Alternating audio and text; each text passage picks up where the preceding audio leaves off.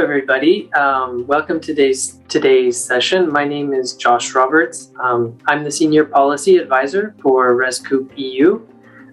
We are a European federation of citizen energy cooperatives.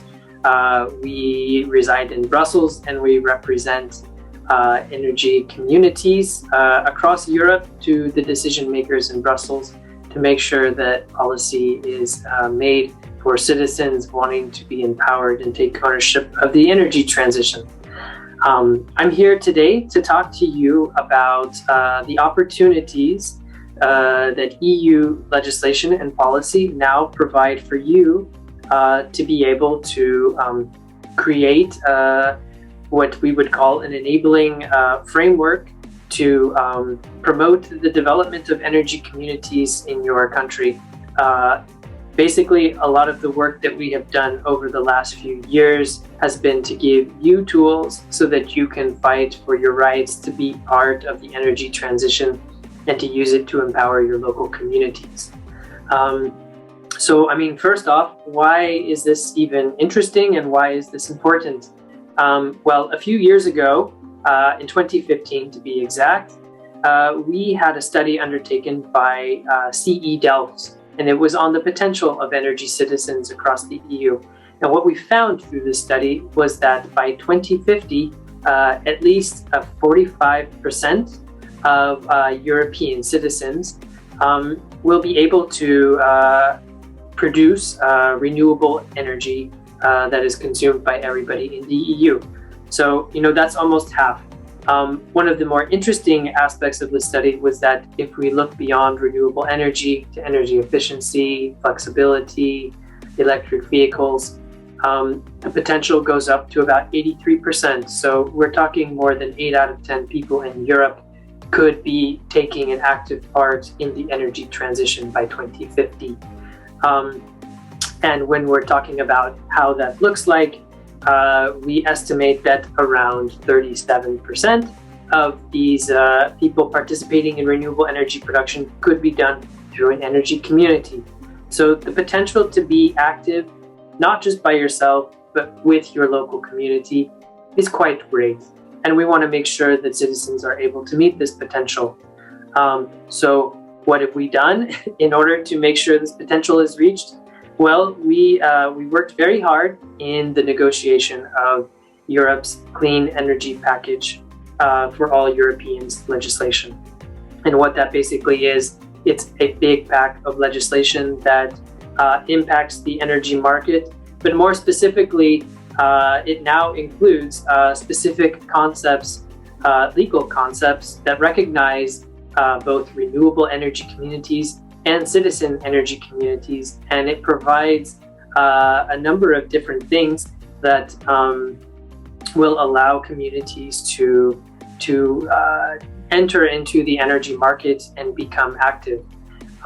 With renewable energy communities, of course, this is about promoting renewables specifically, whereas when we're talking about citizen energy communities, we're talking about allowing energy communities to do anything they could potentially do in the energy market, whether it's undertaking energy efficiency measures, undertaking renovations, or supplying yourselves with renewable energy, or even aggregating flexibility.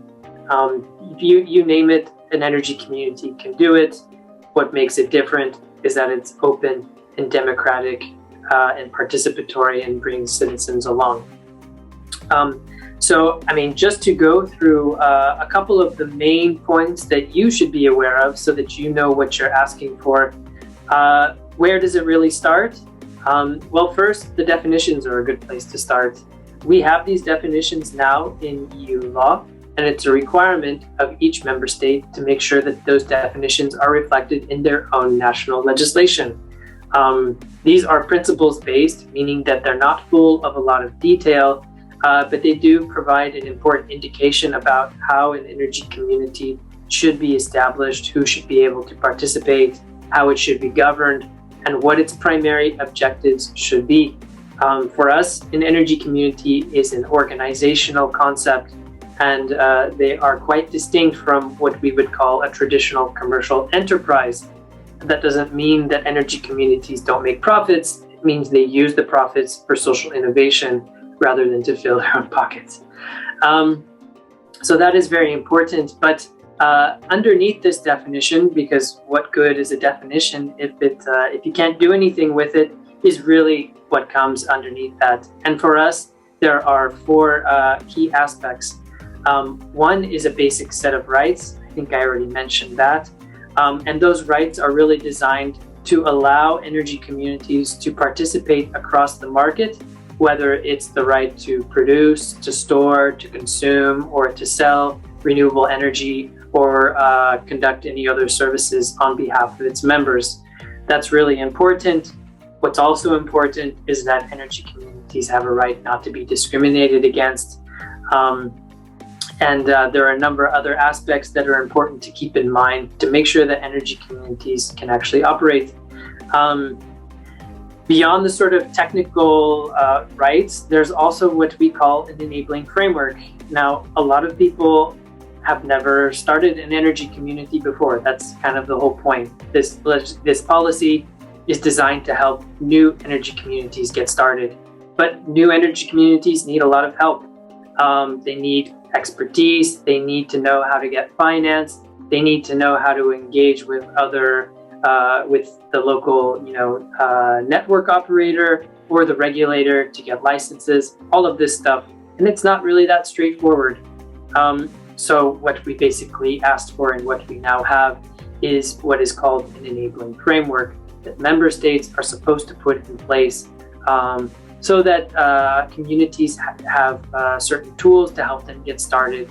And a lot of that has to do with giving them tools to access finance, to putting in measures, even to promote inclusivity and to make sure that everybody has an equal opportunity.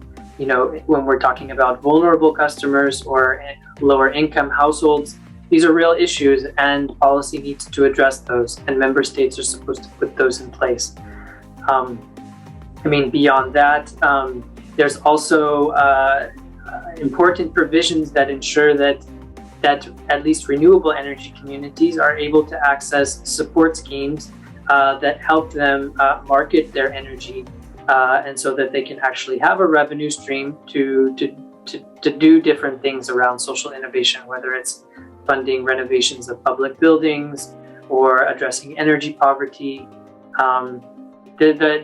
You need money to do these things, and so being able to get your project started and to export renewable electricity to the market, it's very important. And there is provisions in the Renewable Energy Directive that ensure that member states take into account renewable energy communities when they're designing their support schemes. What we've seen in the past is that as the market has grown, a lot of support schemes have become more market-based, and they've been pushing communities out of the market instead of bringing them in. So we're trying to make sure that energy communities still have a space to play in the market along the other big actors.